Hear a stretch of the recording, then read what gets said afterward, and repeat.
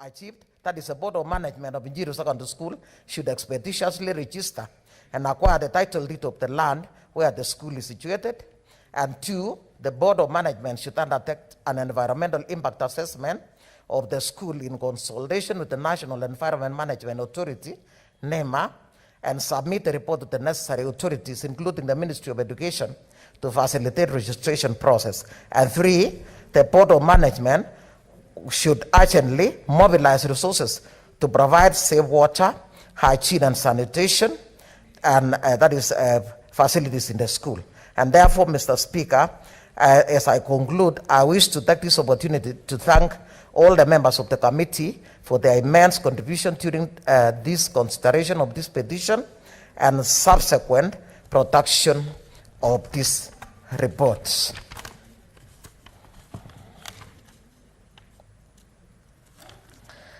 The committee wishes to thank the officers of the Speaker and the Clerk of the Senate for the necessary support extended to it to conduct and execute its mandate. The committee further wishes to record its appreciation for the services rendered by the staff of the Senate that enabled the production of this report. Mr. Speaker, sir, it is my pleasant duty on behalf of the Standing Committee on Education, pursuant to Standing Order 232 to present a report of the Standing Committee on Education on the consideration of the petition concerning the delay in the opening of Njiru Secondary School. I thank you. Okay, next order. Order number 5, papers.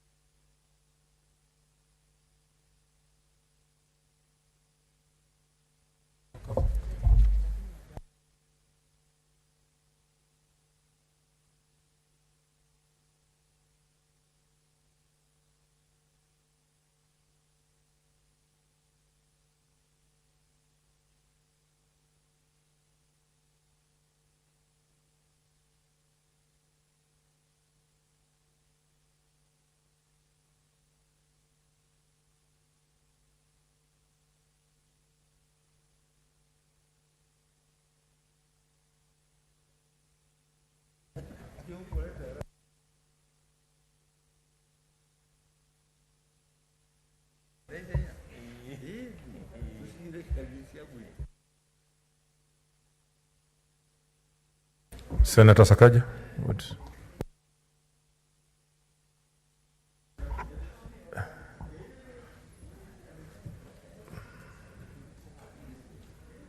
Thank you very much, Mr. Speaker. I seek your indulgence just to make a comment or two on this petition that was brought to the House. I'm grateful that Senator Milgo and a committee were able to get on it because it stayed for quite a while. I think it was submitted before you became chair of the committee. Mr. Speaker, this school is, this area is well known to me, in Njiru, in Kasarani constituency, and they've had a lot of issues. A lot of money has been put in over time through CDF and through the community from financial years 2013 and even before. And Mr. Speaker, it has been, the intention was really to help the community because we don't have enough schools in that area. Mr. Speaker, I hope that despite the challenges that the committee has noted, for the sake of the people of Njiru, Njiru is one of the, it has a huge population. Kasarani has a very big population, that indeed the relevant agencies, and we will follow up together with the committee, and I hope the Committee on Environment as well will assist with NEMA and the environmental issues to make sure that these young people and the community actually benefits from this educational facility. So I want to assure the people of Njiru, as well as the wider Kasarani constituency, that this is not the end of the matter. I will follow it up, and I want to thank Senator Milgo. We'll work together to make sure that indeed all the investment that has been put in there and all the work that has gone in to make sure that these children can get a good place and a good environment is actually benefits them. Finally, Mr. Speaker, beyond just the school, we've had a lot of challenges because of the quarries around Njiru and the wider Kasarani as you move in towards Embakasi East in the area of Choka. Many of those that were closed, Mr. Speaker, are now dangerous. They've become a hazard, you know, to the communities around there, and really like to urge NEMA to step in to help the backfilling in some of those areas. And the young people, and I deal with many of those groups, are ready and willing to be involved because they have also been earning income in some of these quarries in Nairobi. So I hope that is something that as well NEMA can be able to assist us with, together with Kura, because Kura in Nairobi has been in charge of a lot of these quarries in Embakasi East, Embakasi Central, as well as Kasarani and around Dandora, Mr. Speaker. So I want to thank the committee, and I urge other committees to do such work for the petitions that we've brought on the issues of Nairobi to them. Thank you. Thank you. Next order. Oh, Senator Whip, can you table the papers on behalf of the majority?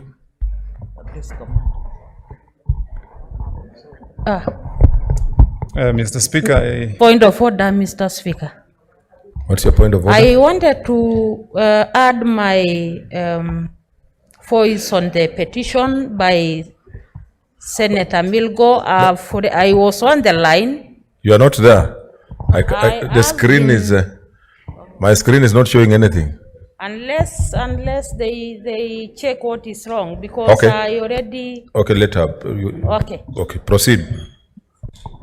Mr. Speaker, thank you so much for giving me a chance to add my voice on this particular petition. I am a member of the Education Committee, and therefore I know when the petition was presented before the committee, but I only want to make some two observations.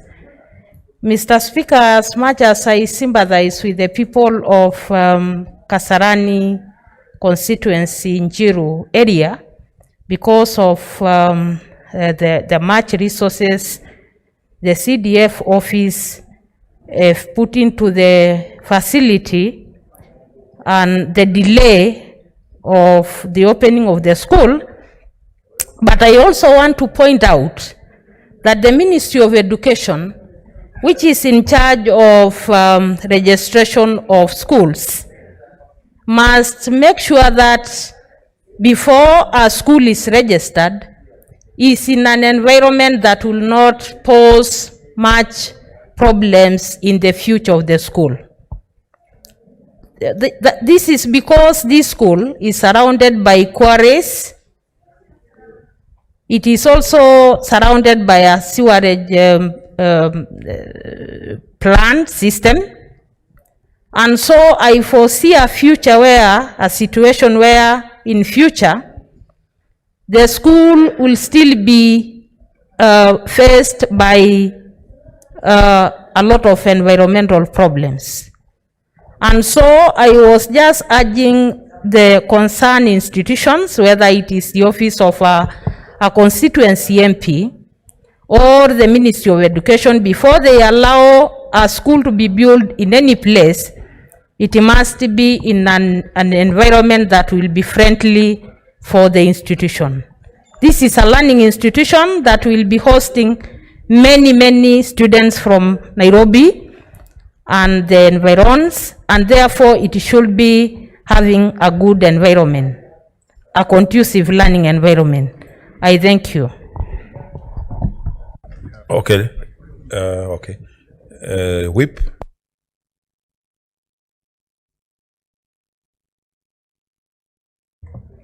Mr. Speaker, I beg to lay the following papers on the table of the Senate today, Thursday, 11th of February, 2021.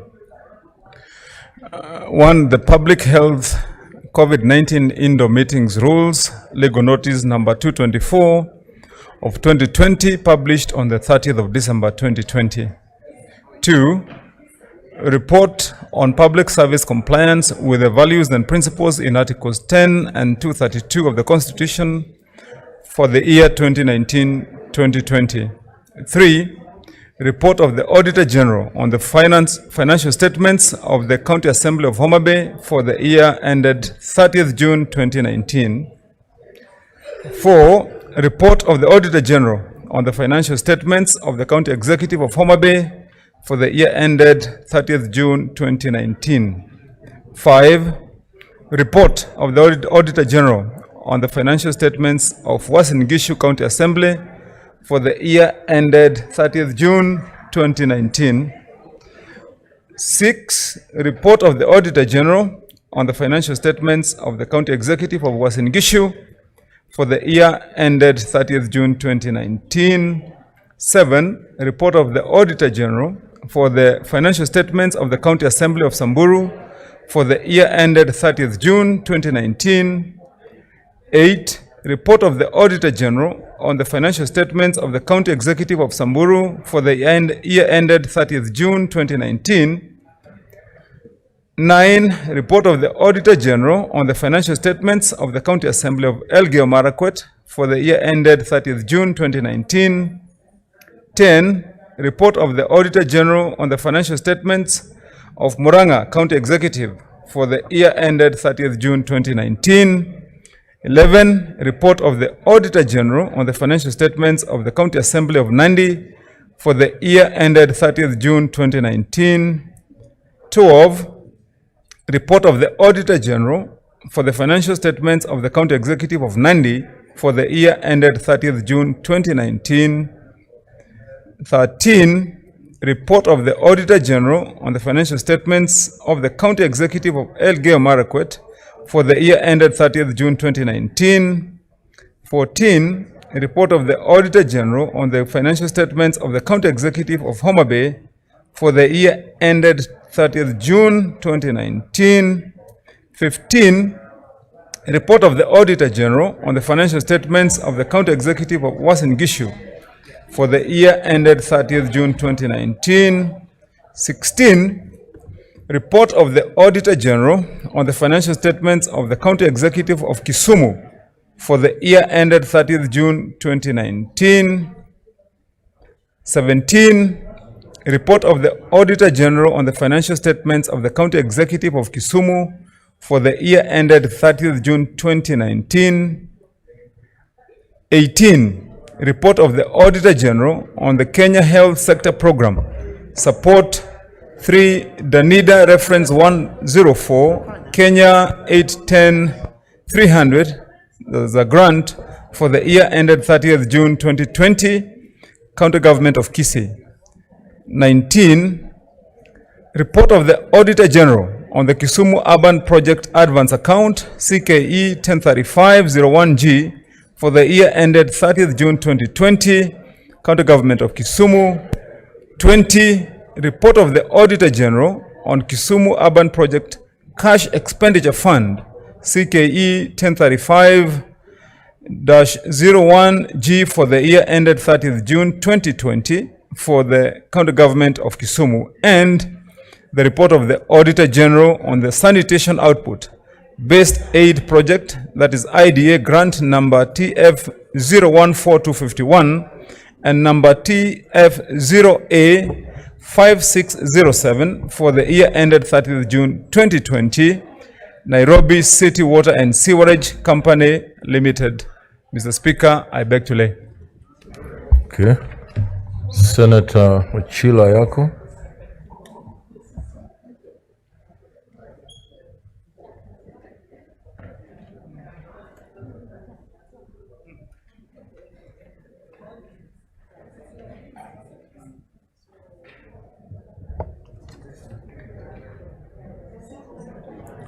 Mr. Speaker, sir, I beg to lay the following papers on the table of the Senate today, Thursday, 11th February 2021.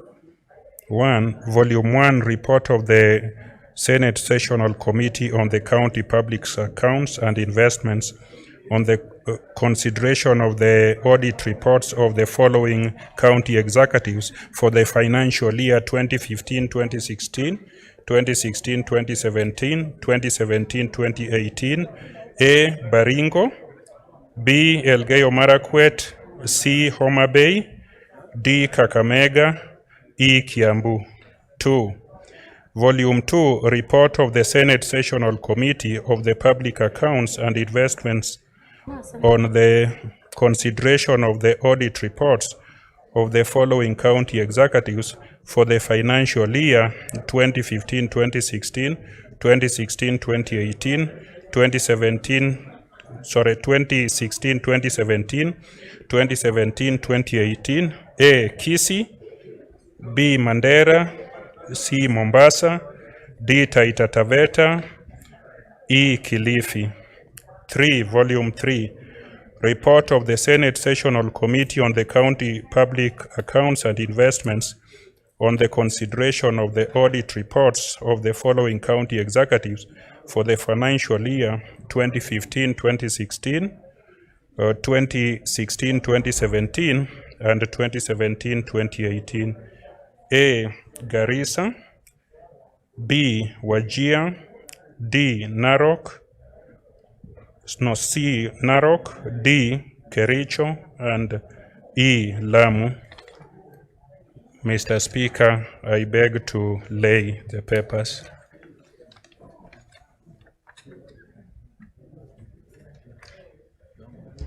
Next order. Order number 6, notices of motion.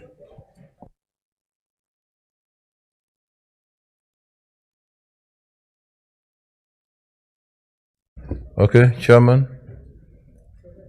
Ochila yako.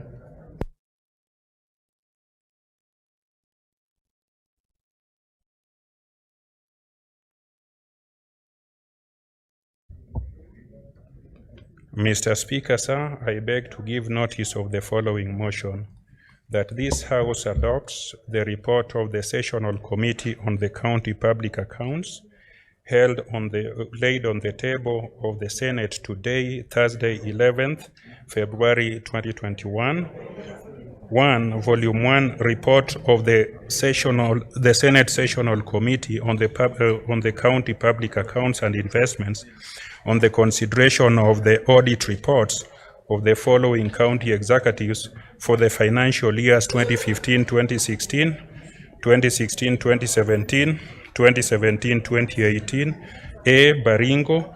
B. Elgeyo Marakwet. C. Homa Bay. D. Kakamega. E. Kiambu. 2.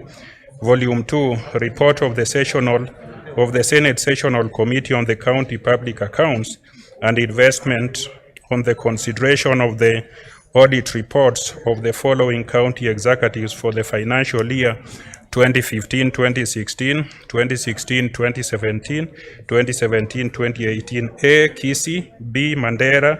C. Mombasa. D. Taita Taveta. E. Kilifi. Volume 3, Report of the Senate Sessional Committee on the County Public Accounts and Investments on the consideration of the audit reports of the following county executive for the financial years 2015-2016, 2016-2017, and 2017-2018. A. Garissa. B. Wajir. D. Kericho. And E. Lamu. I beg to give notice. Okay, next order. Order number 7, statements.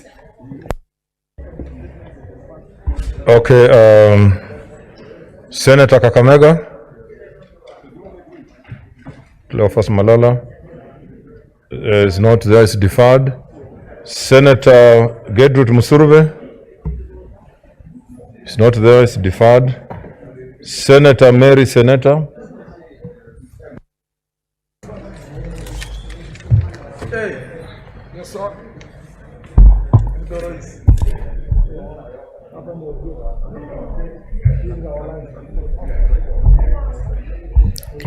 Thank you, Mr. Speaker. I rise pursuant to Standing Order 48-1 to seek a statement from the Standing Committee on Justice, Legal Affairs and Human Rights on the roadmap to the activities leading to the 2022 general election. In the statement, the committee should 1. Outline the roadmap of activities, practical strategies, actions, and targets to be undertaken in preparation for the 2022 general election. 2. Expound on the methods to be used in the demarcations of electoral areas, as well as the reorganization of polling stations. 3. State the measures, if any, that have been put in place to ensure that the National Voter Register is updated to remove the dead voters and include all eligible voters. Thank you.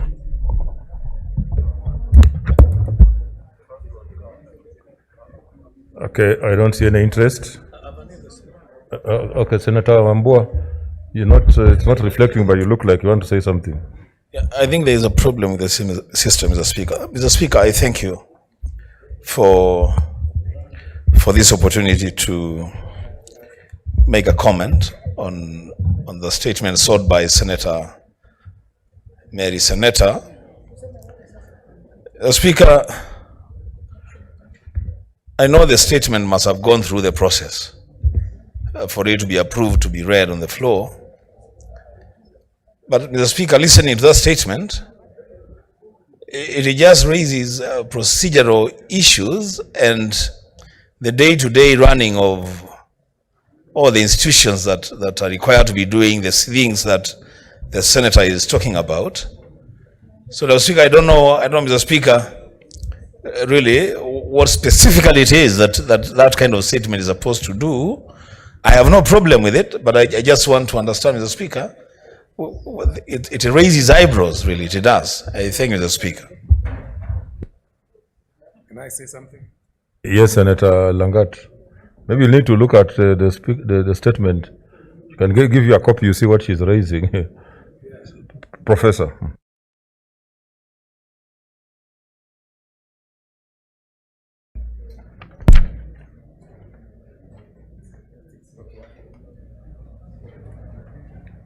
Okay, thank you, Mr. Speaker, for also allowing me to add my voice into this very important statement.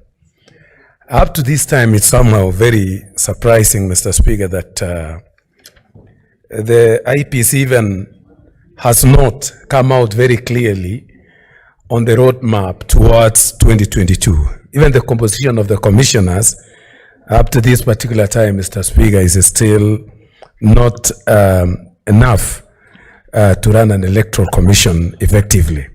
So I want to say that somehow we are undercover by the activities of BPI with a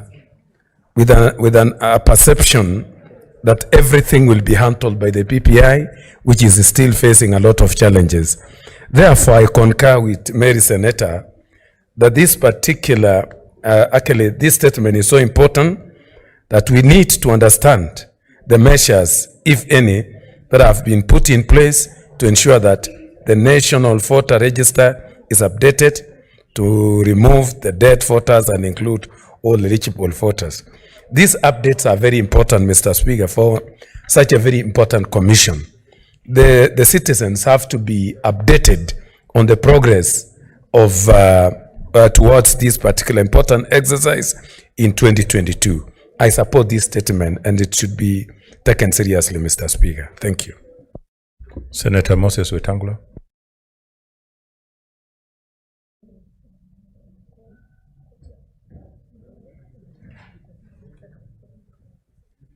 Thank you, Mr. Speaker. Mr. Speaker, I also wish to support this statement brought by the distinguished Senator Mary Senator. And because, Mr. Speaker, if you read the Kriegler report stated very clearly that elections is not about the day people go to cast their ballot. It is about the roadmap to elections, including but not limited to issuance of IDs, which must be fair and equitable, registration of voters, which must be fair and equitable, and above all, the integrity of the voters' roll. So what Senator Mary Senator is asking is very spot on.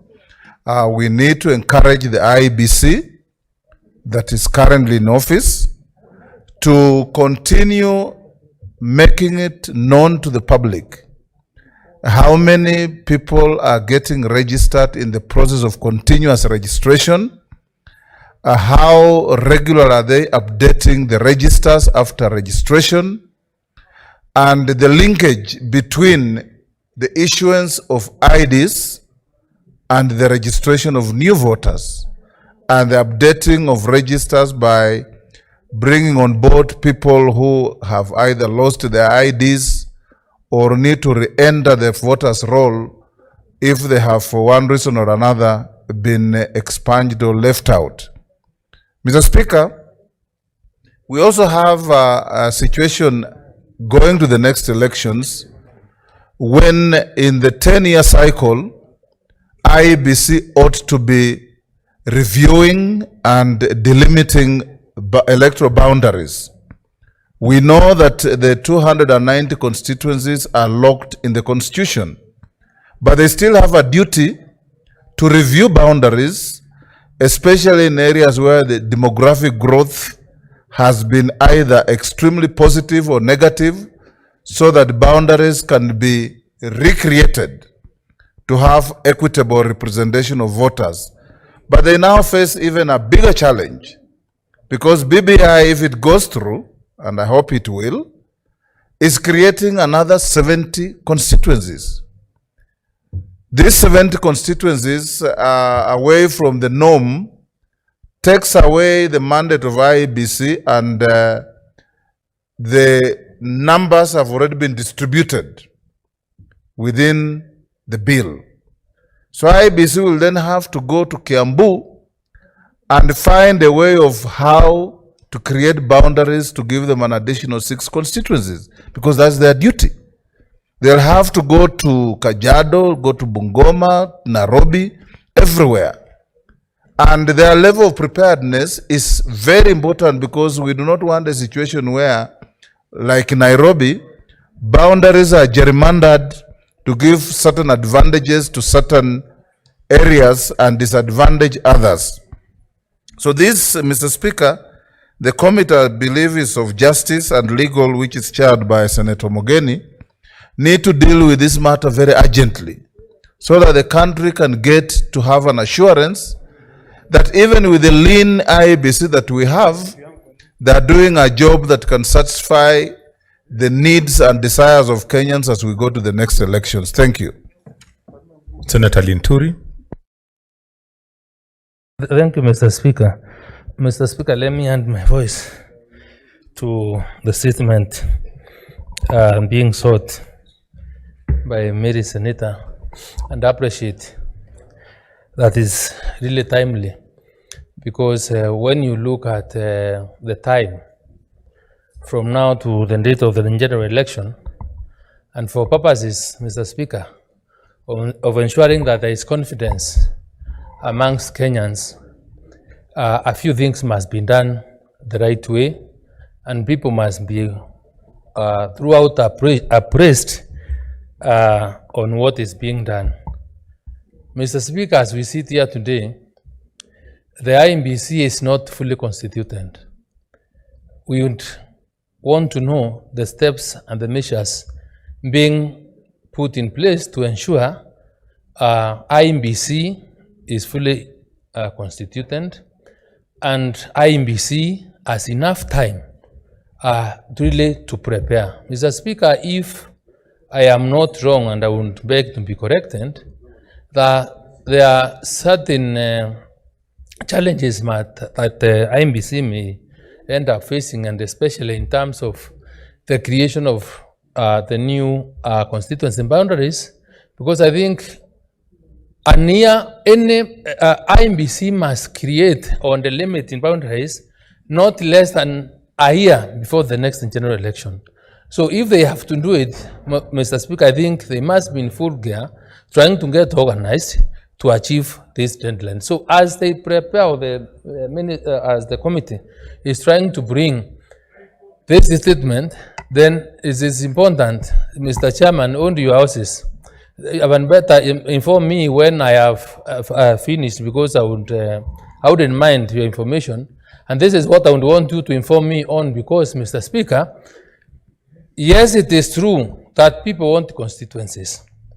And as we get this statement, I would want the chairman to further bring out the expected change in cost of running these constituencies.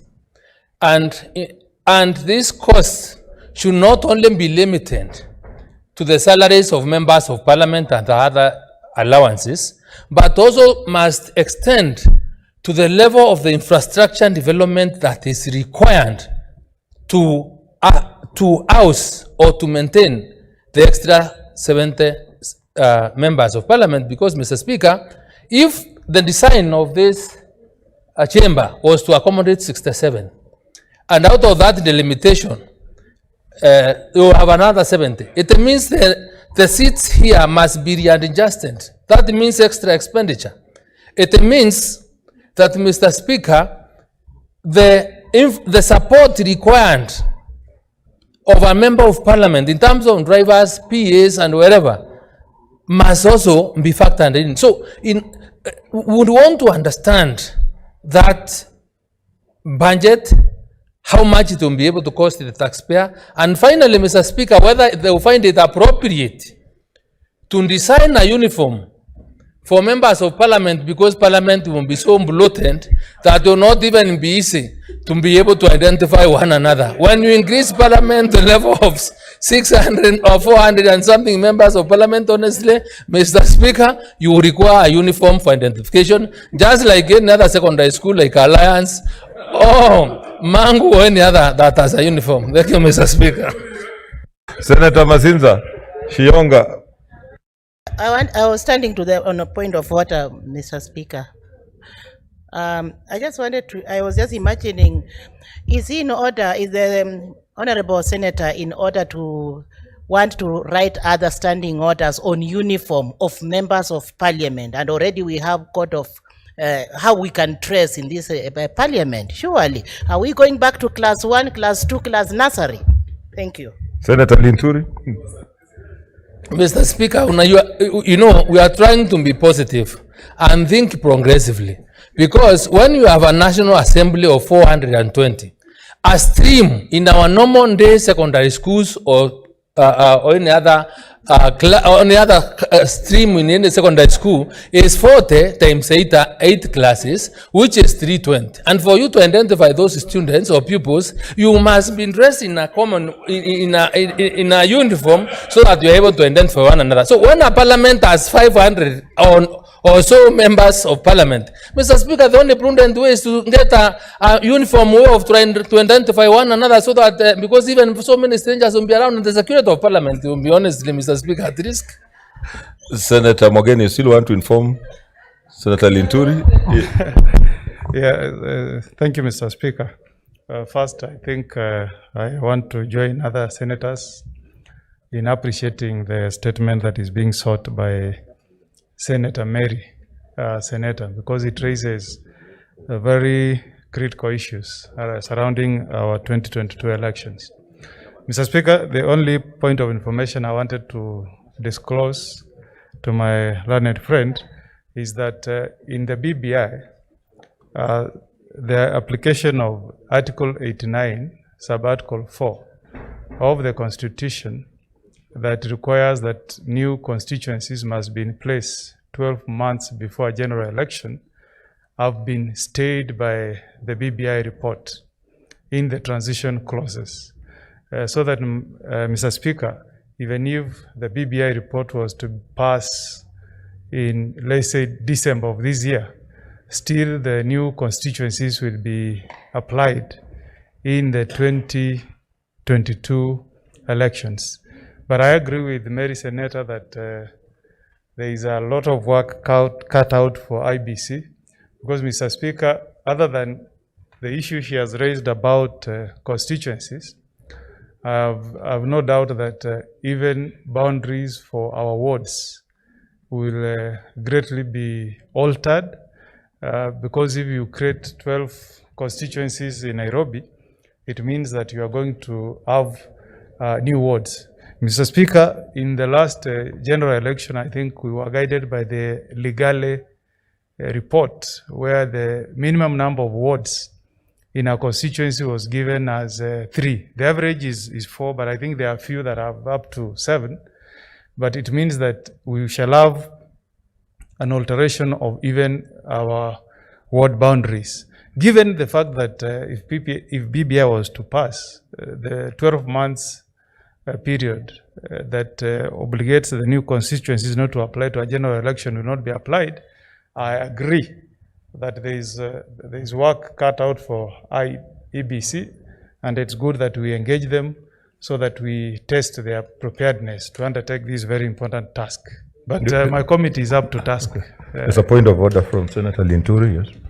Mr. Speaker, though it's not my tradition or my norm to interrupt the Senior Counsel, Okongo Mugenen, and the chair of the Justice Committee, I just feel, Mr. Speaker, that is misleading the House and the country. That Article 89, sub-Article 4, has been stained by the BBI report. Mr. Speaker, the BBI report is just a report. It has not gained the force of law. It has not been passed.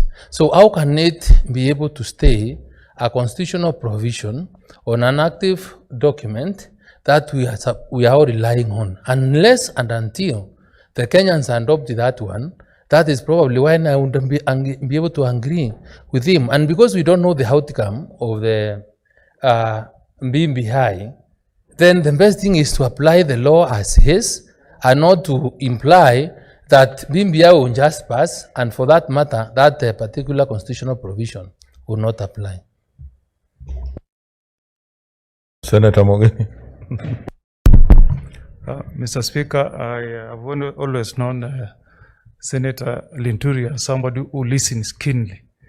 I began by saying, if the BBI report was to pass.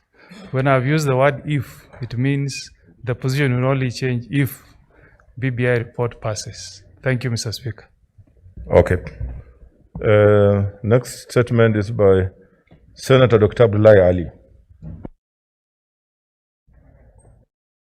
Thank you, Mr. Speaker. What's your point of order? I'm very sorry to have interrupted Dr. Ali, whom I have a lot of respect to, but I wanted to get a clarification from where you sit, Mr. Speaker, the direction on where you have directed this very important statement to, and again the agency, Mr. Speaker, on the issues raised in the statement needs your direction so that at least we can get to know this information from IEBC, because the issue of even reorganizations of polling stations, demarcations of wards and constituencies, okay, we need to know. Okay. I think you are right. But I want to commit this statement to the Committee of Legal Affairs. And I think it's a very important statement that is being sought, just like has been said by members here, that as we prepare to get to elections, the country will start getting very anxious. And people want to know how prepared we are. Because if we don't plan and prepare, we are planning to fail. And there are issues, timelines that have also been mentioned here. So I think the committee will move with speed to bring a report. Maybe you'll know who to talk to so that you can bring a report back to this house. Senator Abdullahi Ali. Thank you, Mr. Speaker. From the onset, I want to say that the statement which appears there, so a bit been changed, and I've agreed with the Secretariat that they will send to the committee the original statement I sent, which is, Mr. Speaker, sir, pursuant to Standing Order 46.2b, not 46.2b, 48.1, I rise to seek a statement from the Chairperson Standing Committee on Labor and Social Welfare. In the statement, the Chairperson should respond to the following. What policy or regulatory framework guides county governments on non-remittance of employee statutory deductions, non-payment of work injury benefits, and other, including pension and other labor-related violations? What measures has the government put in place to protect county employees against non-remittance of employees' deductions and work injury benefits, and also pensions deductions? What is the status of Wajir County plus other counties in the country when it comes to remittances of such deductions, especially PAYE, NHIF, NSSF, pensions, and other started deductions? Mr. Speaker, sir, why I'm saying that is that, for example, Wajir has not sent the remittances for NSSF for 7 months. It has not sent pension, both deductions for pension, for 10 months. NHIF, they had agreed at the beginning, and later they did not pay the balance. So now they are being told it will be stopped. And this is happening all over the country, Mr. Speaker. It's not only Wajir. We have had several from other counties. I want the committee, not the specific committee for labor, to look into these things because they are really labor related and not issue of because NHIF is there or finance is there. Whether they cooperate with other committees, I don't care, but I think the labor committee should look into this issue. Thank you, Mr. Speaker. Senator Ledama. Thank you, Mr. Speaker. Mr. Speaker, I'd like to comment on the statement raised by Dr. Ali.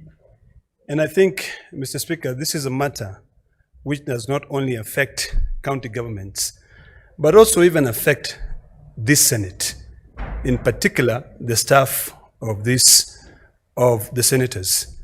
And this is a bigger problem. And I think what I would like to see is a way where Treasury can also be involved, because we are all alive to the fact that county government do not receive their money on time. Senate office and parliamentary staff have also not been paid. Today, Mr. Speaker, is the 10th of, is it the 10th or the 9th? The 11th. And the deadline for submitting taxes, PAYE, is on the 9th. So when we do not, receive the money, and when the county government do not receive the money, these penalties continue to increase. So I think we've got to look at this issue in a more broader perspective, where instead of these government entities accruing more taxes, they can be able to find a way to discuss with Treasury, or this Parliament passes a law that these penalties do not continue increasing. Mr. Speaker, sir, I sit with Dr. Ali in the Health Committee, and we sat with NHIF, and NHIF brought up the same issues. And there, we were able to request NHIF to give a moratorium of about 3 months without charging any penalties or without stopping the services that they render to the staff because of the challenge we have in revenue collection in this country. Mr. Speaker, I think this is a matter that the Committee of Labor should find a way to engage, also invite Treasury, invite KRA, invite all these other entities to find how do we then stop these penalties and how do we waive them to ensure that at least, when county governments are paying what is due to these statutory bodies, they don't continue paying more penalties. Otherwise, we're going to continue just digging a big hole, which we cannot be able to fit. So I support this statement, and I hope that the Labour Committee will take it seriously and even propose an amendment to certain laws, like maybe the KRA Act, so that, when these taxes are due, they can be able to, if it is a government entity, they do not penalize these entities because of the reason why the Treasury has not sent the money. Otherwise, I support. Senator Christopher Lagat. Thank you, Mr. Speaker. I want to say that this particular of counties failing to pay employees on time, and worst part of it is failure to remit the statutory deductions that they have already deducted from their workers, and even sometimes it is reflected in their pay slips that they have been deducted and failed to be remitted to various respective institutions. Mr. Speaker, this has become a notorious institutions.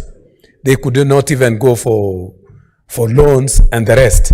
This is punishing the employees of various counties, Mr. Speaker, and this should be taken very seriously. If there are counties that they have money, they have deducted from their employees, it is reflected in their pay slips, and they have failed to surrender to various institutions, this is a crime. I would like to call upon those, the Labour Committee to take this one very seriously. And even a list of shame be put in place that all those counties that have failed to remit these particular finances be blacklisted and be put into the newspapers and then be brought here to explain the reason behind their heinous acts. So I want to support this statement and say the Labour Committee should take it seriously and it should be very urgent so that we may address this particular problem. Thank you, Mr. Speaker. Senator Mutula Kilonzo Jr.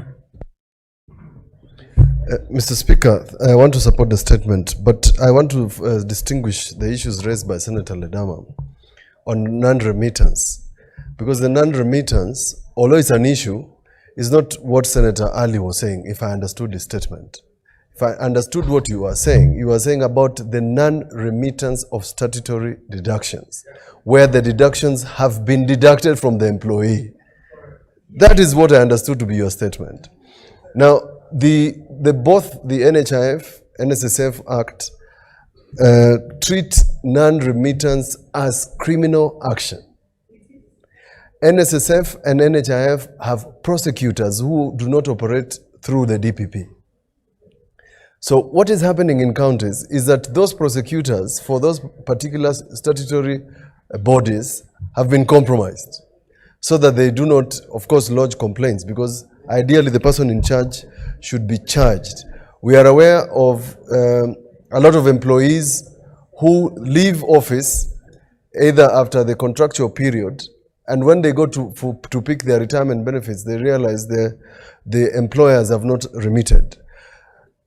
For purposes of your statement, it's a criminal action, and I hope that when the committee sits, they can lodge those formal complaints with the prosecutors in those statutory bodies. For the non-remittance of money under Article 219 that Senator Ledama is raising, it's a valid issue. But it's a valid issue and which we have not tackled as a Senate.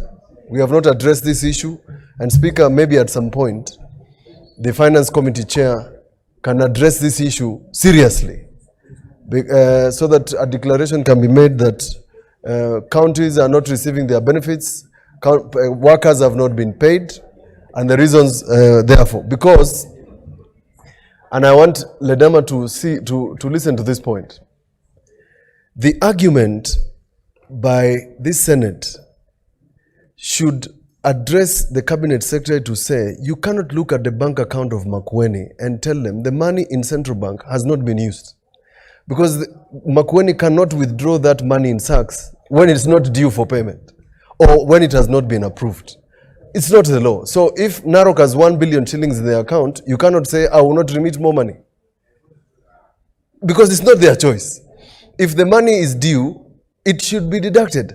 Otherwise, Mr. Speaker, we should authorize all 47 counties and governors to go with trucks at the beginning of the year or at the end of the year and collect all the money from Central Bank and go and bank it somewhere so that they can utilize it. But since they cannot do that, the monthly deductions that the schedule that we pass is the guideline for release of money and not any other framework. And that is what we should be addressing. Thank you. Senator Njeru Ndwiga. Yes, I thank you, Mr. Speaker. Mr. Speaker, most of what I wanted to say has been captured by Senator Mutula. But I want to emphasize that non-remittance of statutory deductions, when the deductions have already been done from the employees, Mr. Speaker, that is criminal. In fact, what we have are employers who are stealing from their employees. Mr. Speaker, it is so painful when an employee has been deducted, NHIF, for example, which covers them and their dependents. And the moment they try to get into a medical facility, to a health facility, they find they cannot access. Why? Because the deductions have not been transmitted. Mr. Speaker, we have instances where employees cannot even access school fees, loans from their SACCOs or other emergencies from their SACCOs. Why? Because the employers have not remitted deductions, have not remitted dues already deducted from those employees. Mr. Speaker, I quite agree that it is criminal. And it is not just happening in county governments. It's happening with very, very, very many employers. Mr. Speaker, very many institutions. Mr. Speaker, we have a list, and I have seen a list of complaints from Cusco and from many other circles that employees are becoming notorious, deducting monies from their employees and not submitting to wherever it should be submitted. You look at the CRB today, Mr. Speaker. Very many Kenyans are listed at the CRB, yes, and the very young ones. And these are employees of these institutions. Mr. Speaker, it is so criminal. Now that means that those fellows cannot borrow money from any other source. They're already listed there. And it is their own circle. It is their own employer who has behaved in an irresponsible manner. So, Mr. Speaker, I quite agree that our Committee of Labor should be very diligent. Look at this issue, and perhaps we should find a way of enforcing that all deductions. In fact, it is criminal already not to remit. But these things happen every day, and Kenyans have nowhere to go. I think it is time, Mr. Speaker, that this House finds a way to criminalize properly that behavior. I thank you, Mr. Speaker. Majority Leader, your last statement.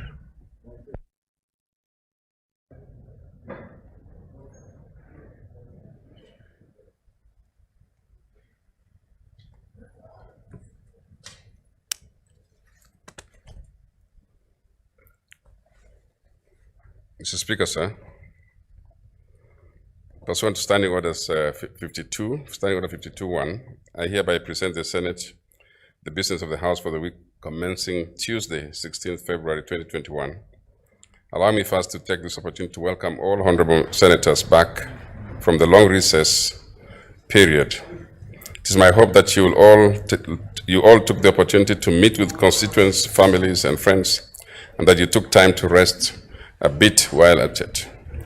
I also take this opportunity to thank all honorable senators for their commitment and dedication to serving the people of Kenya and dutifully guarding gains of devolution during the last session.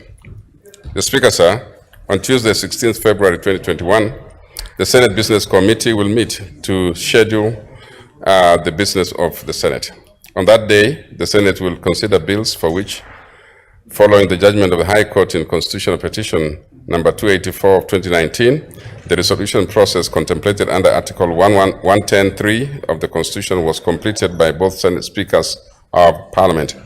The Senate will also consider motions, petitions, and statements and continue with consideration of business that will not be concluded in today's order paper.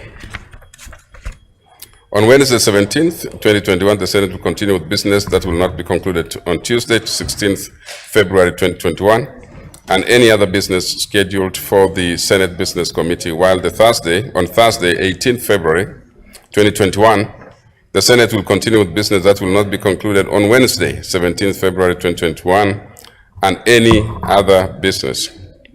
Mr. Speaker, sir, as honorable senators will recall, the judgment given by the High Court in Constitutional Petition number 284 of 2019 had far-reaching implications on the business of the Senate. I take this opportunity to thank all senators for their patience and understanding as the Office of the Speaker and that of the Senate leadership has continued to engage our counterparts in the National Assembly to fast-track the process of regularizing and conforming to Article 110(3) of the Constitution. So far, I wish to report that the Senate has made tremendous progress in republishing the bills affected by High Court ruling, and to this end, a total of 10 bills are in the process of republication. A total of 19 bills have already been published, and a total of 15 bills are undergoing concurrence process. 2 other bills are scheduled or undergoing second reading as indicated in today's order paper, while 1 other bill was assented to by His Excellency the President.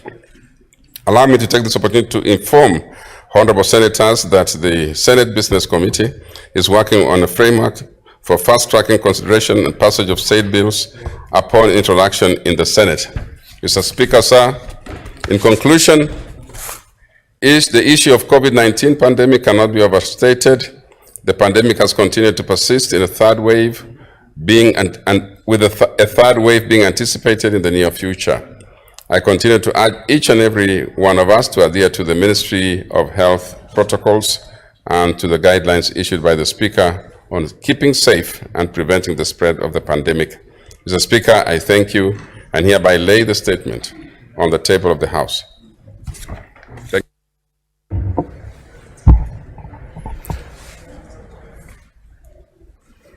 Next order.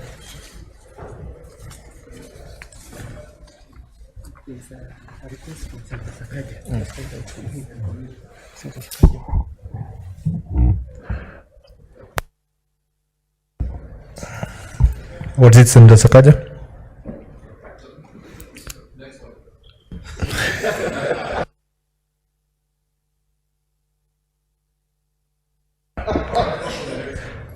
Next order.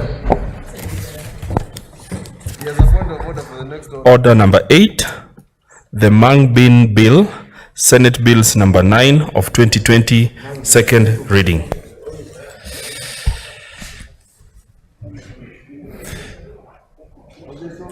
Honorable Senators, at close of business yesterday, Senator Sani was on the floor and she had 3 minutes, a balance of 3 minutes. Senator Zani. Thank you, Mr. Speaker. I was at the point at which I was trying to tell or to introduce the idea to Senator Wambua that also the aspect of value addition, I think, is very, very key in one way or another. Mr. Speaker, nowadays you will find that, for example, certain products in the market, in the Committee of Education, we've been talking about feeding programs, especially for ECD, young children in schools. And for example, a simple meal, for example, like porridge, can be enhanced by ndengu, by the mang beans, so that the children can have a healthier diet, and many other ways. You know, people are becoming more creative and innovative. For example, even nowadays you find, sometimes you find samosas that are made from peas, that are made from mang beans, and things like that. So that variety is something that that can fall into the object of this bill. Other things like promoting productivity is what I was talking about. Introduction of modern mang bean farming technologies, and all these are very, very key. Mr. Speaker, another very important aspect is the responsibilities that are being given to the national and the county governments. This is very, very key. And I think more and more, most of the bills that are coming to this House are moving into the direction of giving allocation of certain duties to the national and certain duties to the counties as per the Constitution 2010. And that's done very well in the second part of this bill, which moves on to give specific responsibilities in clause 4 to the national governments, including overall measures to overall improve the production, again, national standards and policies, technical assistance, which is very, very key, because we know that for many farmers who are still probably at the level of subsistence, when you give them technical assistance, it helps to introduce to improve the productivity. So all these are very key, and the aspect of research, of course, just ensuring that new ways of doing things are introduced, increase accessibility and affordable inputs to the growers. This bill further moves on also to give responsibilities to the county. And I think more and more of the bills that we're coming up in this house are giving responsibility to the CEC members within the counties in terms of at least being both overseers of the processes that are going on in their counties, but really taking charge. And I think Senator Wambua at one point might want to put together these CECs in some sort of conference or a discussion or in a seminar, so that some of these ideas can be introduced to them, so that they can infuse. Because what I see is more and more we're having so much being pushed to them. So if you do not find a way to sort of catch a niche with this specific topic with them, you might find it is mixed with other issues. So you might want them to begin to think a little bit broadly and a little bit in depth about how the mung beans within each of these counties where they're going to apply this. Ask them for their plans, ask them for their projections, ask them how they want to go about it, which agricultural extension services will there be. And Senator Wambua would also know that some of these will be interested in other crops, so there'll be competition for this as well. So the emphasis to ensure that this crop is entrenched will need that extra effort. Enforcing regulations and standards which have been put in will be also very, very key. Promotion, circulation and access to timely market information, all these are very key responsibilities that are given to the CC. Of course, the issue of availing inputs and implements is also an issue of the budget. So very, very critical. In fact, most of the time, as we say in Kenya, we're very good at coming up with legislation, but when it comes to actual implementation, it becomes a problem. My time is up. I support, Mr. Speaker. Senator Sakaja. Thank you. Mr. Speaker, this is why I had indicated interest. It was for this one, so I apologize for earlier.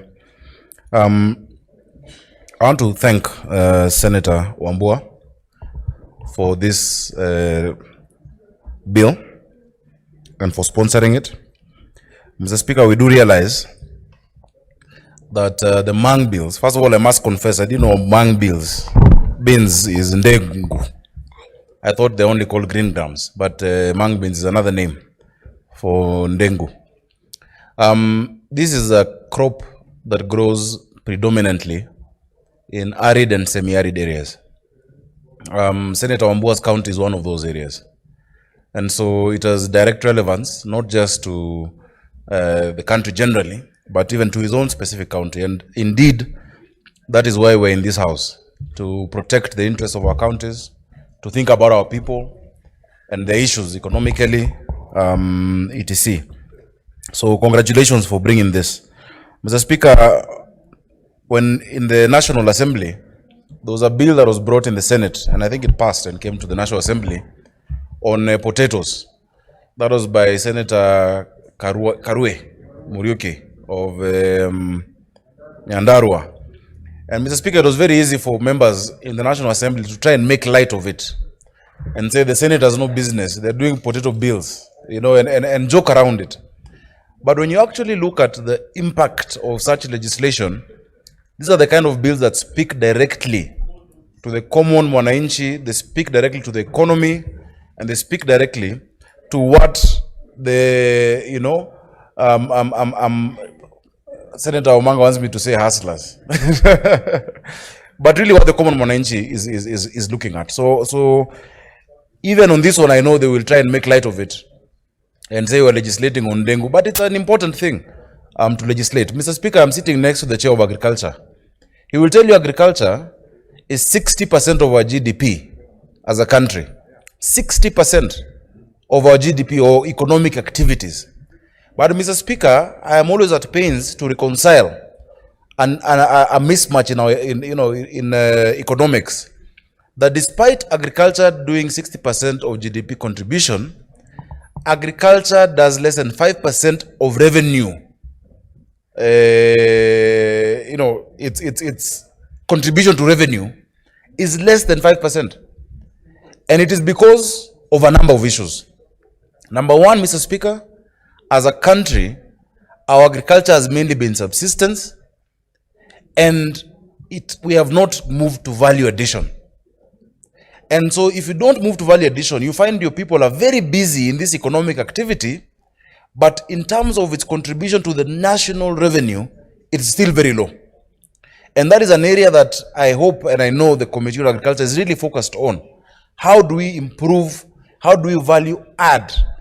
Why is it that across the world, a lot of the products on the shelves have a huge Kenyan component, whether it is our tea, whether it is our coffee, but locally, we are getting very little out of it. And so that's a discussion we must have as a country. We must have the discussion of how to add value to a lot of our crops. Look at avocados, look at bananas, look at maize. In the part of the country where I'm from, of course I'm from Nairobi, but where I trace ancestry, the biggest cause of poverty is sugarcane and maize, Mr. Speaker. And so we keep doing the same thing over and over again, expecting a different result. Yet at this point, and the reason why we are focused on some of those crops is because that is where the Mzungu left us. Today, if you go to Mumias or Kakamega, and you bring in a packet of sugar from Brazil, from the factory there, to the shipping, to the tax that is paid, to transport it from Mombasa, it will be cheaper than the sugar from that Mumias where you are. People have been afraid to discuss the real problems in agriculture. Because the real problems can only be discussed when we decide, let's put the politics aside, let's address the real issue. Why is it not doing well? Is that the best crop to be grown in that area? Is this the best crop to be grown in a specific area? Today, if you go to Kitale, many of our farmers, including myself, have moving away from maize. We're looking at other crops that actually are doing much better, are giving better yields, instead for waiting for 1 year to go and line up your trucks at the cereals and produce board and get nothing. Now maize is being bought, I think, 2,300, So some radical questions must be asked and answered on this agricultural sector. And that is why I initially, I started saying that Senator Wambua knows why this specific crop is important for the area that he represents. Because that is what can work, Mr. Speaker, in that area. So these discussions must be held. People are now moving to other crops, adding value. We have sunflower in Bungoma, but the farmers there are extremely poor, yet we're importing sunflower oil. And if you develop sunflower in Bungoma and part of Kitale, you have a captive market all the way to Turkana and South Sudan, to Uganda, to actually produce oil.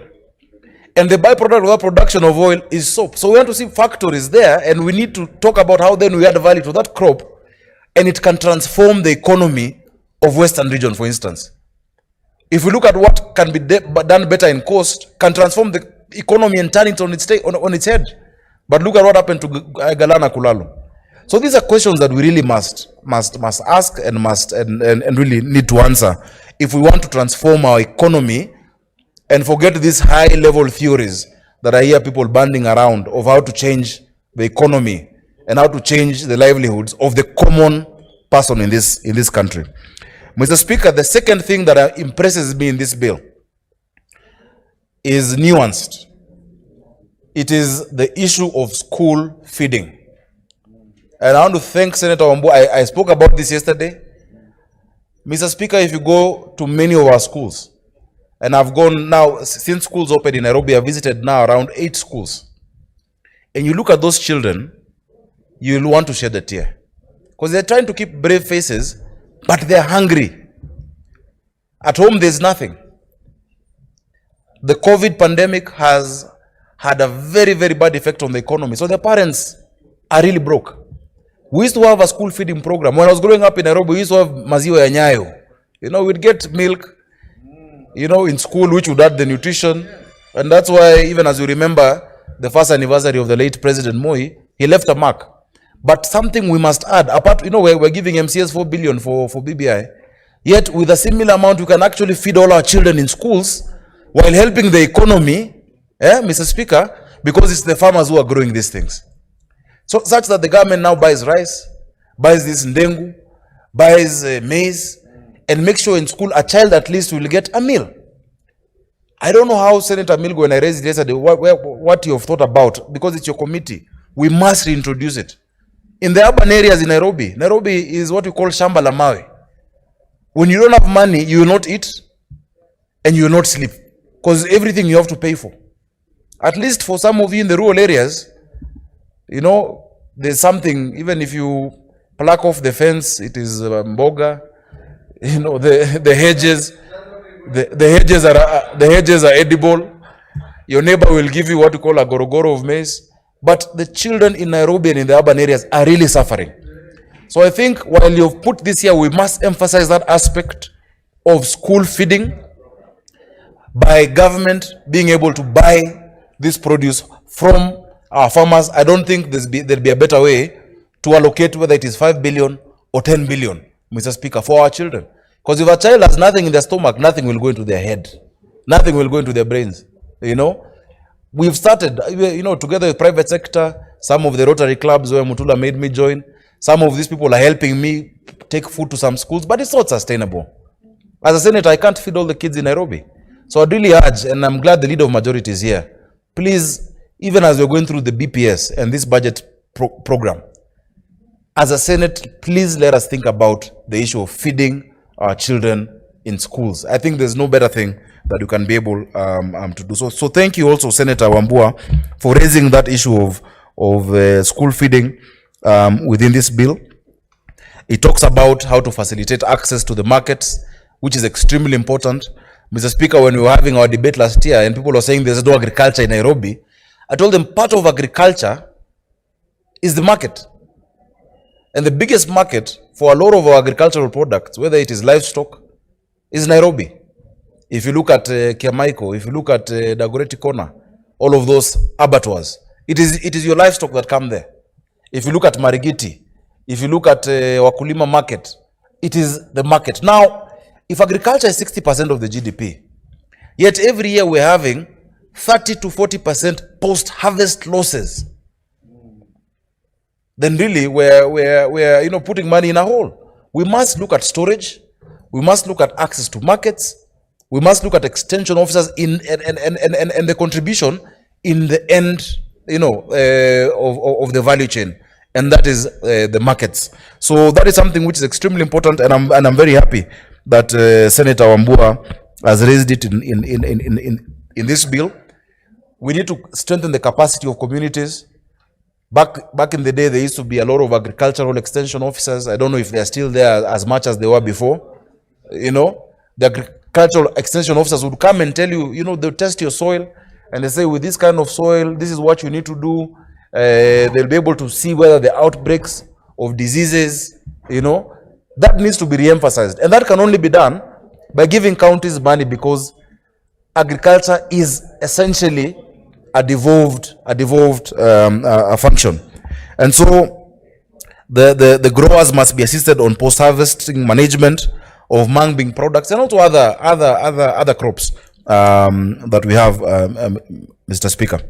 Mr. Speaker, as I move to finalize, because I want to say that I fully support this bill, I'd like to encourage members to really pay attention to this sector of agriculture. And let us make it again interesting for our young people to get into, because young people have thought that agriculture is a dirty thing, that agriculture is not cool, but it's the coolest thing you can do. Before I got into agriculture myself, I thought, now what would I be doing trying to kulima shamba and all of that, Mr. Speaker, in quotes. But the income that comes out of it, the results, and just the magic of putting something in the ground and something coming out, it is what God has given us. And that's why today I'm very proud as a farmer as well, on top of whatever else I do. I'm very proud that young people are getting into agriculture. Let's encourage them to get more into it, and not just think of boda boda, or what Millicent Omanga wants to give them all wheelbarrows. Let them try and engage meaningfully in actually making something out of tilling the land. Mr. Speaker, I pray that this bill is fast-tracked in the National Assembly so that it can become law, and Senator Wambua will have a bill to his name. It's a very proud moment when you start a legislation from scratch. It goes through the two houses and it is assented to. You will not be forgotten. And I'm proud of the kind of bills that are coming. Look at what Senator Aaron Cheriot did with tea. Even though somebody might have tried to trivialize that as well, it has already, the market already is responding well to that legislation that has been passed by this house. So, hongera sana Senator Wambua. You can count on our full support. We don't grow much mung beans in Nairobi, but we're also thinking a lot of urban agriculture. We eat a lot of it. We're the biggest consumers of mung beans. So we are huge stakeholders. But again, I will debunk that myth that there's a lot of agriculture in Nairobi. If you go to some full like Dagoretti South, if you go to Waithaka, if you go to Mutuini, there's a lot of agriculture. If you go to Njiru, we were talking about Njiru just now, in Kasarani constituency. If you go to parts of Roysambu, there's a lot of agriculture. And I like to encourage my farmers in Nairobi as well, not just the consumers, but also the farmers to really, and there's a lot of innovation. Even in some of the areas without space, there's agriculture being done in guinea bags, that is very modern urban agriculture. So we are stakeholders, and thank you for bringing this. I hope next you'll also bring one on the mangoes and the value addition, because in Ukambani, that is something that can really change the economy. They grow very naturally there, but we're not seeing a lot of production and packaging commercial of juice, and the other byproducts that come from those crops. So thank you very much, Mr. Speaker, and thank you, Senator Wambua. Senator Jerry Ndwiga. Thank you, Mr. Speaker. Mr. Speaker, first I want to congratulate Senator Wambua for sponsoring this bill. Speaker, as Senator Wambua is the Vice Chair of Agriculture Committee, even before he had moved this bill. And the committee did undertake public participation. And we went to Kitui to do public participation. Mr. Speaker, I would like to inform this House that the enthusiasm that we saw in Kitui when we were doing public participation, the women, even young farmers in Kitui, the enthusiasm is overwhelming. I still remember that day nostalgically when we had that meeting with the farmers of Kitui on this bill. Mr. Speaker, I want to also join the other speakers who are supporting this bill and the reasons that they have given thereof. Mr. Speaker, this continent called Africa will never get off its feet if we keep thinking in the last century. Mr. Speaker, it is time we woke up as a continent. First of all, okay, we wake up from Kitui with the mung beans and other places. But as a continent, we must wake up. It is time we woke up. Mr. Speaker, we were established by our former masters, the colonialists, as people who produce for them. But we have forgotten, Mr. Speaker, that if we think outside the box, we could even be better exporters. I want to invite this House, Mr. Speaker, to an episode where the Prime Minister of India visited this country. And it was agreed that we will produce mung beans and export to India. It was one of the mikatapas which were assigned at that time. Do you know, Mr. Speaker, when they went back to India, instead of importing our mung beans, they mobilized their farmers to produce mung beans. They mobilized their own farmers to produce mung beans so that Now all the mung beans we are producing in this country had no market. Mr. Speaker, tumerogwa na nani? Now, who as a country, and I apologize, Mr. Speaker, that's a parliamentary, so I withdraw. First, I cannot mix languages. Mr. Speaker, as a country, it is time we started thinking outside the box.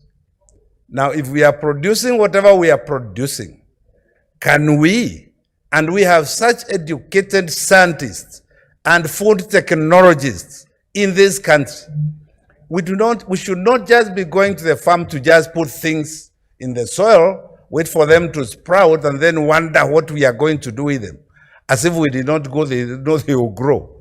Mr. Speaker, it is time we started to think about this thing called value addition. Nobody, in fact, it is crazy today. The whole world waits for Africa to produce raw material and said raw material to them. Raw material to them to do other things and to improve on what we have sent, and then they re-export it. They re-export it back to Africa for consumption. Mr. Speaker, that is crazy. If we are doing the same things that we expect, we're talking about poverty in Africa. If we are doing the same things, how can we get different results? How can we get different results? We are going to continue in this in perpetual poverty unless we change our mindset. And our mindset, Mr. Speaker, is first of all, we have got to change our political thinking. The way as politicians we behave is as if the country does not belong to us. We go out and make beautiful statements. But Mr. Speaker, who is telling our young people today that you can go out there and grow mung beans and grow the other things which we value add here, which we will consume here? Mr. Speaker, Senator Sakaja just talked about sunflower. Today, even feeding our own cows here so that they can produce milk. They can produce milk. We have to import ingredients which include that sunflower cake from Uganda. Are we crazy? Mr. Speaker, what is happening to us? Mr. Speaker, I quite agree that this country, we cannot just be talking about us being an agricultural country, yes, and doing nothing about investing in that agriculture. In fact, Mr. Speaker, today, we had a session, my committee had a session with the Council of Governors in Mombasa to discuss issues agriculture. I'll tell you, Mr. Speaker, we, for all of them, and we're asking, what percentage of your money do you invest in agriculture? Mr. Speaker, if they are not paying NHIF, what do you think is going to end to agriculture? Mr. Speaker, we need to be focused as a country. As a country, we need to be focused. Just look at what is happening in the other sectors. Look at the coffee sector. Look at the tea sector. We just passed the tea bill here the other day. Well, Mr. Speaker, if you looked at the other countries who are tea producers, it is true. India, they will be the biggest producers, but they consume most of it. Now, Sri Lanka, in the neighborhood there, they are big producers, but they do not export their tea in raw form. We have got to wake up and start and move into the direction of value addition. In fact, I'm challenging government that whatever you have, whatever we have as a country today to improve in agriculture, let's go into value addition.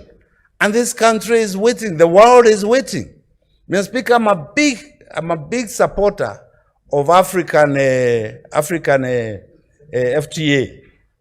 Because, Mr. Speaker, even without thinking about what we are going to feed Muzungus, this Africa here, very many corners of East Africa here, we can send mung beans there to very many places inside Africa. But we do not think about cross-border trade about our own trade. If we traded amongst ourselves here, we will begin to get respected by everybody else in the world. But Mr. Speaker, we don't do that because we think that the only place is Europe or in Asia. Mr. Speaker, I support that the bank bin bill, I support, and I have already supported as chair of Agriculture Committee. And Mr. Speaker, even where we say that some of this agriculture is subsistence farming, Mr. Speaker, when you have a farmer in Kitui, or that peasant in Kitui, who has produced 5 bags of mung bean, are they going to eat 5 bags of mung bean? No. So that's the thing of subsistence farming. I think that concept and thinking should change in our mindset. Mr. Speaker, we must begin to think that agriculture is business. And we must begin to imagine or to design ways to introduce our children and the young people in this country to agriculture. But for us to do that, we must make it interesting and we must make it pay. Because, Mr. Speaker, I believe and I know, agriculture pays. I've been a farmer myself since I was a young fellow, and I'm still a farmer. But I know, and I do know, that agriculture pays. But we've got to be focused. This country, just go to Kabete, that veterinary where we train agriculturalists. We have, just listen to them. Just listen to the ideas that ooze out of their mouths. Beautiful ideas, Mr. Speaker. Beautiful.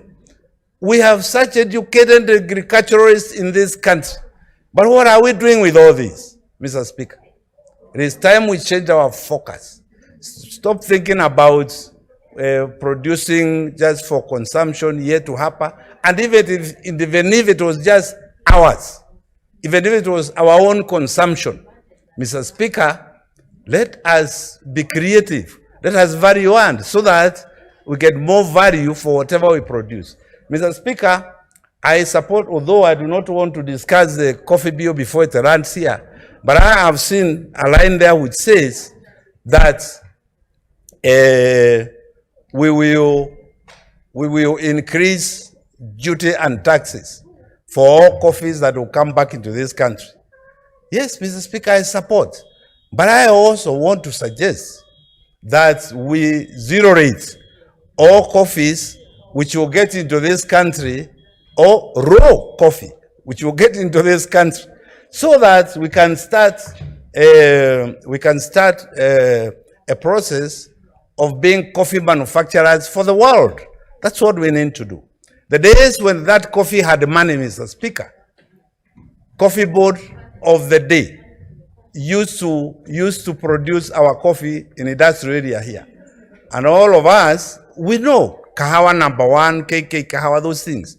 We know, but I don't want to get there. I know we'll be getting to a coffee bill soon. Today we are on mung bean and agriculture. This is what we must support. And I think, and I believe very, very strongly that we must move into areas of value addition. Why? Let us get rice from Mombasa. Let us just look at the nutrients of the mung bean. Let's go and Google if you don't know. Look at the nutrients, right? There's nothing you need for school feeding. When the Sagana, Jews go to Moya, to Moya, go and get the rice from those peasant farmers there, and the Kitui and all those other places which produce mung bean. Yes, school feeding program. Young fellows, our students, instead of giving them complicated foods, young mung bean and mchere mix up, very nutritious food, absolutely nutritious, Mr. Speaker.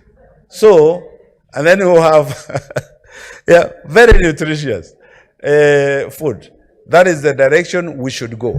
And the moment we go there, perhaps then somebody else, some neighboring country might say, Hiyo kitu, that thing that you are giving your children there, please send it over to us. Because then it will be a package, to be a brand, to be a brand. It will not be just mang bean. It will not just be basmati rice. It will be a brand, and that will create employment for our people. Mr. Speaker, I know many of my colleagues would like to contribute to this bill. I supported, I urge all of us to really support. And Mr. Speaker, in my own county also, is a producer of mung beans. Yes, that is why I support Senator Wambua's initiative, and I salute Senator Wambua's initiative. This is the direction to go. This is how you think about your people. Yeah, but think about your people now. You have hata watu wangu across the river. You have enriched what they do. Thank you very much, Mr. Speaker. I beg to support. Senator Masita Chionga.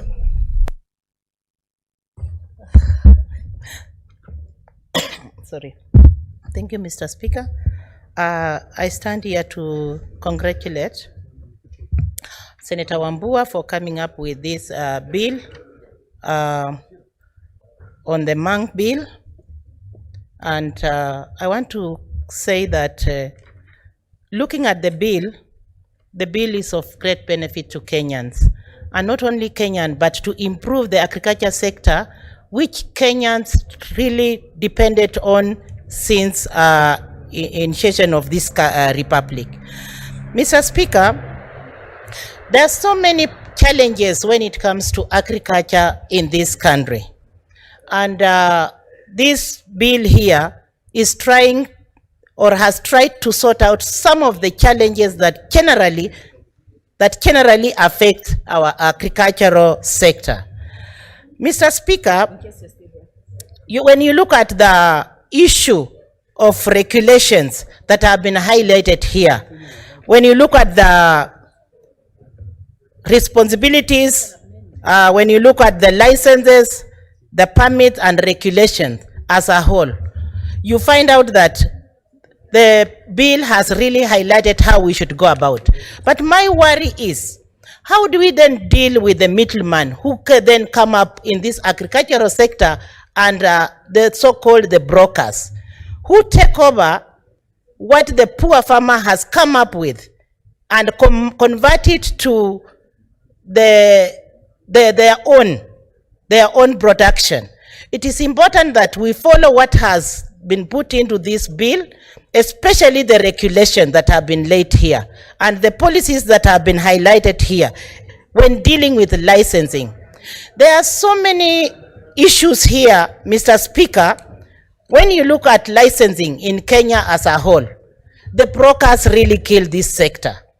And you find out that many of the people adopt these licenses, go out there and maybe rent out huge farms and come out, rebrand the same crops that we are trying to protect in this republic, like the one that we are talking about, the Mang bill, and they come up, rebrand the same and sell them to our own people.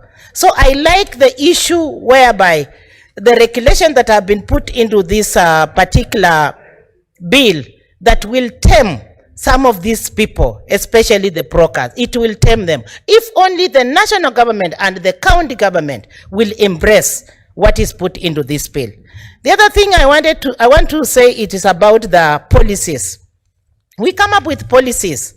We came up with policies on how to regulate our irrigations, our farmers, how they can adopt on the irrigation and how they can limit themselves to policies that can actually be acceptable to our own farmers. But you find out that when it comes, it is only in books and in bills and in acts.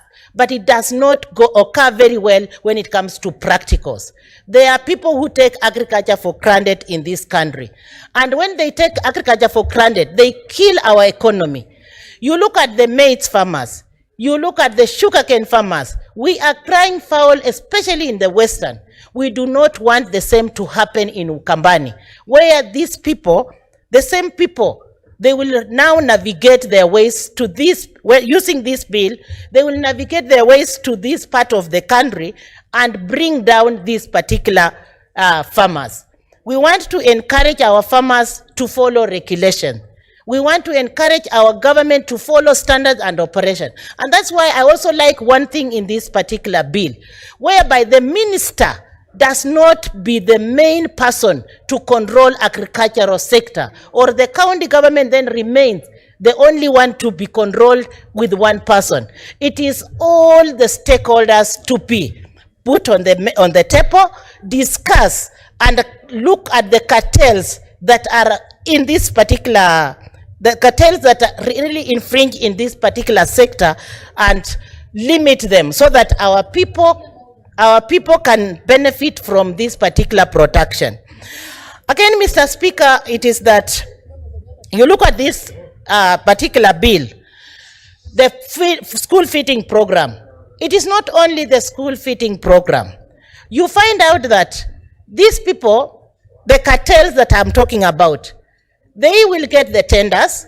They will want to pretend that they're the ones who have produced. They export this particular produce to the other countries and rebrand them and bring them back to Kenya. So the regulation should not only remain in books, should not only remain in policies, should not only remain in act, but go practical on the ground. And the monitoring that the bill is talking about, it should be real time. So that when you monitor this particular establishment, it is where we can tame some of the shortcuts that are taken by the brokers, and the farmers then benefit from what we are trying to provide or what we are trying to come up with. Otherwise, I like the bill. I want to congratulate my colleague here that we have some of the people who admire this Ndengus or the Mang bill from Ukambani, but with the technology that will be established here or has been established here, we shall be able to make it even further, go to just beyond the semi-arid areas, but even go to arid areas, because if the same technologies that have been talked here can be embraced by Israel, if you go to Israel, it's a total desert. But they have changed the whole thing into a place where you can think there is rain throughout the year. So let us embrace this bill, let us contribute towards it, and let us tell Kenyans that we have life, and we can actually make laws that can be adopted by Kenyans and can be adopted by these two houses and can help Kenyans just to produce and make use of what they are produced. And Mr. Speaker, it is important that the legislative that we are putting into place here, if it is adopted even in the other house, let it move very fast so that we can adopt it and we make these farmers feel that they actually own what is their own. Thank you, Mr. Speaker. Senator Kangata.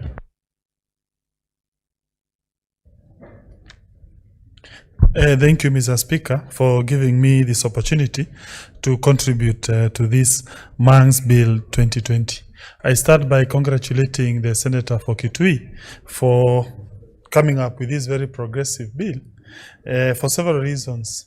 Most importantly, that it's an agricultural bill, and we all know agriculture is the most important sector in Kenya in terms of its contribution to the GDP, in terms of its employment. It employs the bulk of Kenyan population. In terms of providing food security, Mr. Speaker, sir, in a world which is becoming more and more integrated, we are opening up barriers of trade. Countries must take advantage of what we call comparative advantage. And Kenya, Mr. Speaker, its major comparative advantage vis-a-vis other countries is its agricultural potential. Mr. Speaker, notwithstanding the huge contribution of agriculture to the Kenyan economy, the investment by the government is never commensurate. You find that we invest more in things like infrastructure, which is positive. We invest in security, but rarely do we get commensurate investments in agriculture. And therefore, this is the move to the right direction. So let me start with the merits of this bill. Mr. Speaker, one merit of this bill is that it brings Mang's bill to the center of government agenda on matters agriculture. Mr. Speaker, for the longest time, when we talk of agriculture in this country, concentration has been in coffee, in tea, in milk, and I think it is high time we also diversify in other areas that can give, can boost agriculture. And I agree with the Mang's bill now that it will get recognition. This bill will compel AFA to take into account matters Mang's beans. To me, that is important. I foresee a situation where the minister concerned with agriculture at the national level now being compelled to market externally Mang's bill, now being compelled to put out standards for Mang's bill, and that way you will find these beans becoming more and more marketable and more grown in Kenya and protecting the farmer. Another major advantage concerning this bill, Mr. Speaker, is that at proposed Section 4, it confers certain duties to Agriculture and Food Authority. Further, at Section 5, it confers further duties on County Executive Committee, so that you have a situation where the national government is doing intervention for the growing up of this bean.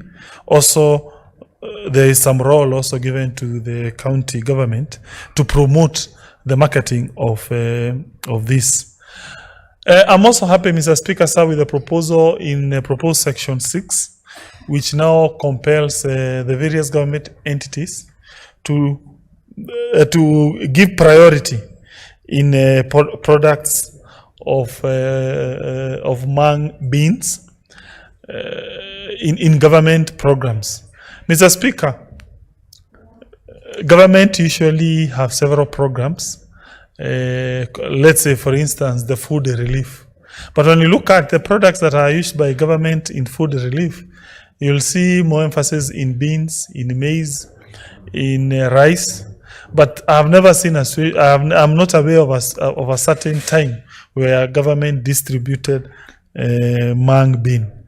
Just for the people who are watching out there, people want to know what is Mang bean. Mang bean is dengu. So allow me to use the term dengu for the purpose of the common mwananchi to understand. So really, have we ever seen government distributing dengu to the wananchi? So if this law passes, you will see government purchasing dengu, taking out dengu to the wananchi, and therefore the prices will go up. We all know the importance of government in this economy. This is an economy that revolves around the government in terms of a huge allocation to the government, a huge government budget. So when government purchases dengu, then government distributes that dengu. Two things happen. Number one, the producer price will go up. You'll find farmers in Kitui and also in Murang'a. We have a huge region that has potentiality to grow dengu. The entire region stretching from Thika town to the entire Kakuzi region in Lower Gatanga, Idhanga ward, the entire Kimorori Wempa in that region called Maragua, the entire region called Makuyu in Maragua also, Kambiti, also location 20 in Kiharu, also parts of Gaturi in Kiharu, also parts of Lower Kandara. So all that region, I have no doubt, once government starts purchasing dengu, you will see now more farmers planting dengu. And now also on the demand side, because now that's an intervention on the supply side. On the demand side, you will find now people starting to consume more dengus in their homes. Currently, when people usually purchase beans when they want to make their stew, they purchase what we call minji. But now with dengu now getting more recognition via this law, I suspect the prices of dengu will go up, and that to me is positive. Mr. Speaker, I strongly believe the future of this country is somehow interconnected with the prospects of the so-called dry regions. Why? Because those dry regions have virgin lands. Those dry regions are waiting for irrigation. Once irrigation comes, you will find food security will be embedded in this country. And therefore, dengue being a crop that can withstand harsh climatic conditions, it needs a lot of support. It's a crop in the so-called dry belt, and therefore I support the philosophy underpinning this bill. But Mr. Speaker, let me now point out areas of improvement which my colleague who has brought this bill can consider. Number one, part 3 and maybe part 4 of this bill. The so-called the regulatory provisions. The regulatory provisions. You see, the reason why you find countries like America prospering is because they have very light regulations. Every time you bring regulation in a country, you tend to stifle development of industries. So therefore, I'm trying to convince my brother, every time you hear a regulation, you must always look at it from a negative point of view.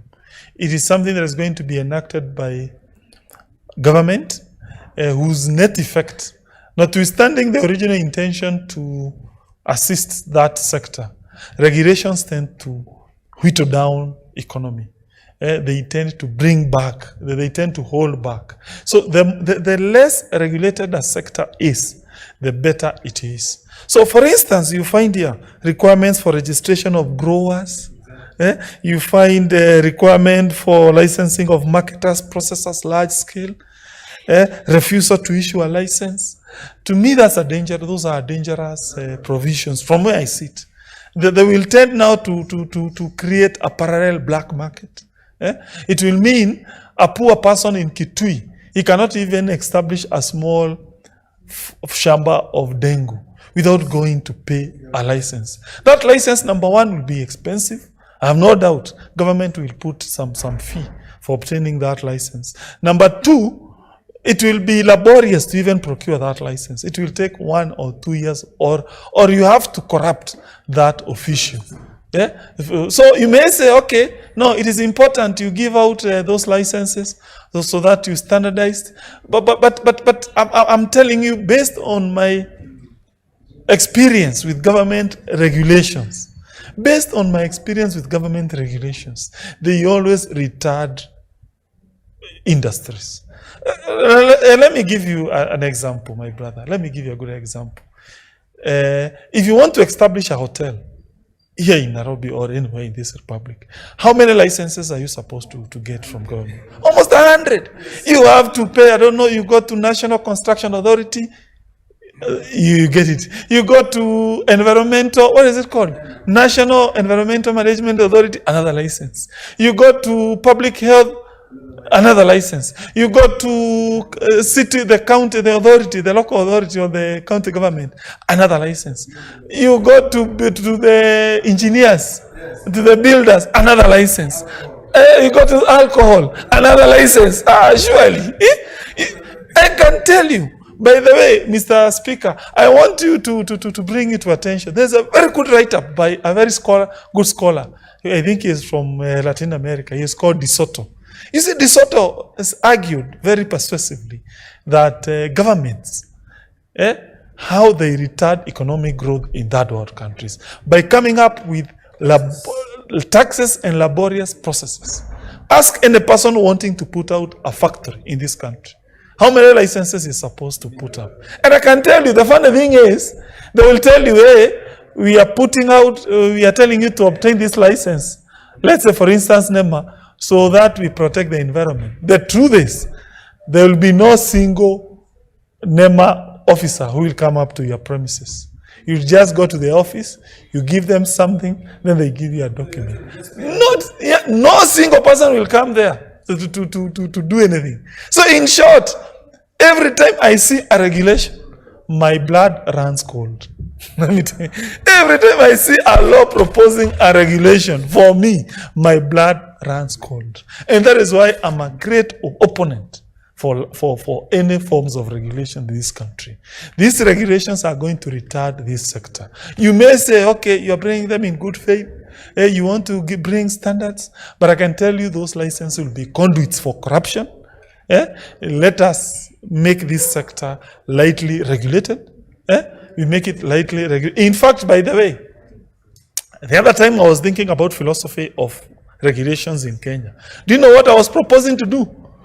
You say you provide that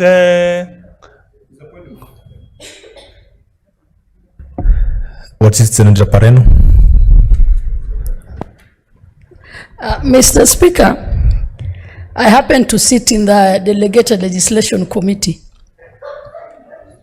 and we do a lot of regulations, which most of the times are to operationalize the acts that, the parent acts and the very many bills that come along from both houses. And I would not want to say that all the regulations are actually bad. From what my learned colleague and senator colleague is talking about, he seems to have a problem with regulations. And I want to say that sitting from where I sit as a member of the Delegated Legislation Committee, not all regulations are bad. All we need to check out is whether they are harmful in a way. And by the time you actually come out to do a regulation, there is public participation from all the stakeholders to iron out the interest of both the executive and the interest of the farmers. The last regulations that we did that were the best example of the regulations that the ministries had done were regulations from the coffee sector. And to us, we felt that they were, and I remember him attending to the public, to the very hearing or the consideration of those regulations. The senator himself actually came in and he made contributions. And as a committee, we were satisfied that those regulations actually came out to help the farmer to regulate the industry so that they are not exploited. I give an example of the regulations that come up to now design the packaging of some of our produce. You know the potato, the tomato, the capsicum, and the kind of, I'm just giving information as to what we are doing. And they came out with packaging so that the farmer is not exploited. So in short, I am simply giving information sitting from the Delegated Legislation Committee that not all regulations are bad. Senator Pareno, you stood on a point of information, right? Okay. Yes, sir. Okay. Proceed, Senator Kangata. Yeah, okay, thank you. Allow me, please don't into my time, man. That's the reason. But the point is, okay, noted, and I'm happy, Wakili, for your information. I am very grateful, but for me, from where I sit, I'm a strong opponent of overregulation of any society. By the way, let me tell you one thing, Mr. Speaker, sir. Order. Mr. Speaker, sir. Yeah. All regulations... Proceed and address the chair. Yeah. Mr. Speaker, sir. All regulations in this country, they always come under the guise of helping the society. All of them, by the way. They always be framed in a manner that, we are going to protect noise, we are going to protect environment, we are going to set good standards, all of them. But what they do, the net effect is to whittle down that specific sector. I've given you an example of a hotel. Which hotel, by the way, will offer employment to young people, will give certain services to that sector? Same way with these regulations which are being proposed by this bill. They are well intended, I agree. Maybe you want to set standards, but the net effect will be to create structures of corruption, to ensure that people cannot freely trade. For me, with all due respect, I'm trying to convince to you, consider recasting some of these provisions here. Don't give a requirement for growers to be registered. Don't. Let anyone who wants to plant to plant dengue. Plant freedom, freedom, my brother, freedom. There's nothing as important as freedom in this country. Hey, freedom. Look here. We have been fighting for freedom of expression. I don't know, freedom of movement. Why can't we have freedom to trade? Yeah, freedom to trade. Even freedom. You see, look here. No. I'm serious. People have been fighting for all forms of freedom in this world.